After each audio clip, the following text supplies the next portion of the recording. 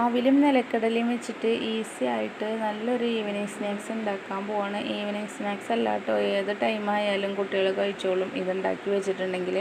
അപ്പോൾ അതിനായിട്ട് ആദ്യം തന്നെ ഒരു ചീനച്ചട്ടി അടുപ്പത്ത് വെച്ച് കൊടുത്തിട്ടുണ്ട്. എന്നിട്ട് 2 പാത്രം അവിലതിലേക്ക് ഇട്ട് കൊടുക്കുക. എന്നിട്ട് നന്നായി അങ്ങോട്ട് വറുത്തെടുക്കണം. നമ്മൾ കൈ വെച്ചിട്ട് ഇങ്ങനെ എടുത്ത് നോക്കുന്ന ടൈമിൽ നമുക്കതിങ്ങനെ അവിൽ പൊടിഞ്ഞ് കിട്ടും. ആ ഒരു പരുവം വരെ വറുത്തെടുത്തതിന് ശേഷം നമ്മളിത് വേറൊരു പാത്രത്തിലേക്ക് മാറ്റി കൊടുക്കുകയാണ്. അങ്ങനെ അവിലെല്ലാം മാറ്റിയതിന് ശേഷം അതേ ചീനച്ചട്ടിയിൽ ഇതേ അവിലെടുത്ത് അതേ പാത്രത്തിൽ ഒരു പാത്രം നിലക്കടല ഇട്ട് കൊടുക്കുന്നുണ്ട്. എന്നിട്ട് വറുത്ത നിലക്കടല തന്നെയാണ് കേട്ടോ, എന്നാലും ഒന്നങ്ങോട്ട് ചൂടാക്കി എടുക്കുമ്പോൾ നല്ലൊരു മണം കിട്ടും നമ്മുടെ നിലക്കടലയ്ക്കും ഉണ്ടാക്കുന്നത് സ്നാക്സിനും. അപ്പോൾ അതിന് വേണ്ടിയിട്ട് ഒന്നങ്ങോട്ട് ചൂടാക്കി എടുത്തിട്ട് അതും വേറെ പാത്രത്തിലേക്ക് മാറ്റുന്നുണ്ട്. അപ്പോൾ അത് അവിടെ ഇരുന്ന് ചൂടാറട്ടെ. ചൂടാറുന്ന ടൈമിൽ 4 അച്ച് വെല്ലം നമ്മൾ ഉരുക്കാൻ വേണ്ടി വെച്ചിട്ടുണ്ട്.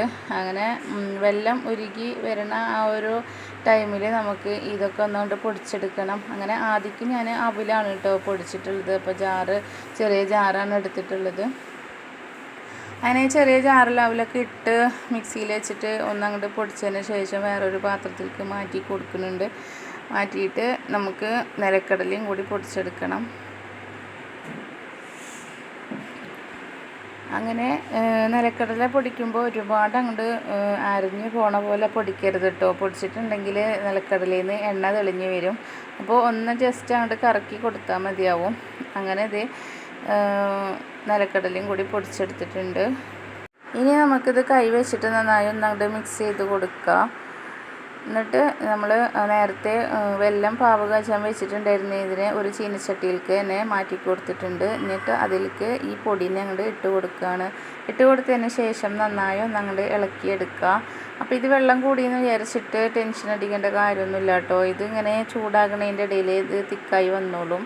അങ്ങനെ എല്ലാം കൂടി മിക്സായിട്ട് നമ്മൾ ഇതിലേക്ക് ഒരു ബൗള് തേങ്ങ ചിരകിയതും കൂടി ഇട്ട് കൊടുക്കുന്നുണ്ട്. അങ്ങനെ തേങ്ങ ചിരകിയതും കൂടി ഇട്ട് കൊടുത്തിട്ട് നമുക്കിത് നന്നായി ഒന്നങ്ങോട്ട് ഇളക്കിയെടുക്കുക. അപ്പോൾ ഇങ്ങനെ ഒരു കട്ടി പരുവ ആകുന്ന ടൈമിൽ നമുക്കിത് വേറൊരു പാത്രത്തിലേക്ക് മാറ്റി കൊടുക്കാം കേട്ടോ. നമുക്കിങ്ങനെ ബോളാക്കിയിട്ടെടുക്കുക. അപ്പോൾ ഒരു ലഡു രൂപത്തിൽ നമുക്കിങ്ങനെ ആക്കിയെടുക്കാം കേട്ടോ. അപ്പോൾ ഏത് ഷേപ്പ് വേണമെങ്കിലും ആക്കിയെടുക്കുക. ഇനി പാത്രത്തിൽ തന്നെ വെച്ചിട്ട് നന്നായി അങ്ങോട്ട് പ്രസ് ചെയ്തിട്ട് കത്തി വെച്ചിട്ട് കട്ട് ചെയ്തെടുത്താലും മതിയാവും. എങ്ങനെ ഇഷ്ടമുള്ള രീതിയിൽ നമുക്ക് ചെയ്തെടുക്കാം. അങ്ങനെ അവിലും നിലക്കടലയും ഒക്കെ വെച്ചിട്ട് ഈസി ആയിട്ടുള്ള സ്നാക്സ് റെഡി ആയിട്ടോ. അപ്പോൾ നമ്മളെ വീഡിയോ ഇഷ്ടമായിട്ടുണ്ടെങ്കിൽ സബ്സ്ക്രൈബ് ചെയ്യാനും ലൈക്ക് ചെയ്യാനും ഷെയർ ചെയ്യാനൊന്നും മറക്കരുത് കേട്ടോ.